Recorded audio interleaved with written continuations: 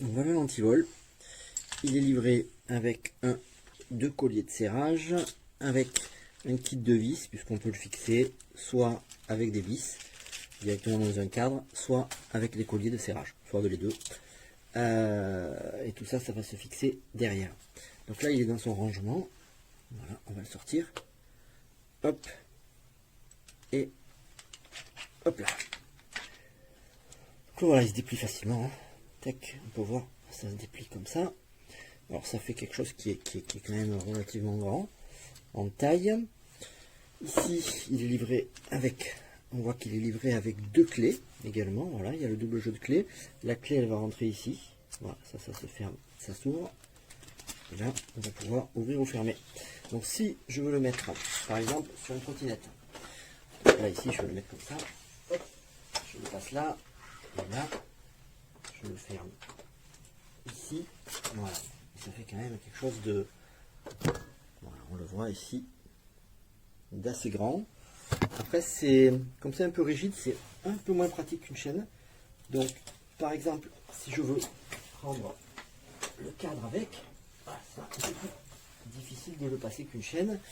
Et puis, au niveau de la fermeture ici, voilà.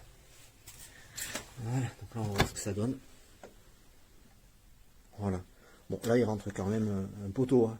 Pas un énorme poteau, mais il n'y a pas de problème. On peut le fixer à quelque chose de relativement large. Hein. Voilà, c'est pas mal. Donc, on va l'enlever. Voilà.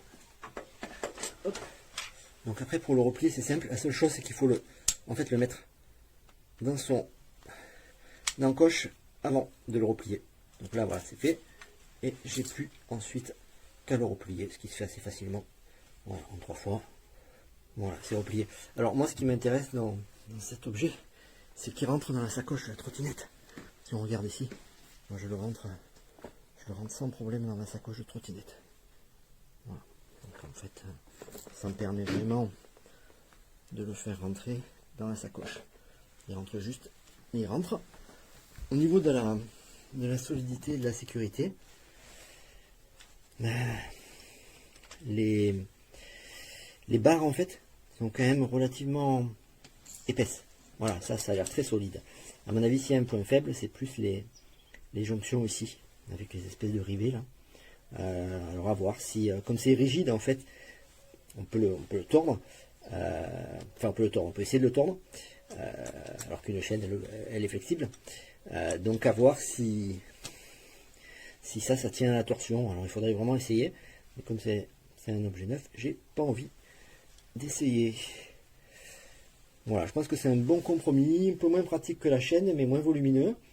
À mon avis, moins solide qu'un U ou une très grosse chaîne. Mais voilà, c'est un compromis qui me semble intéressant.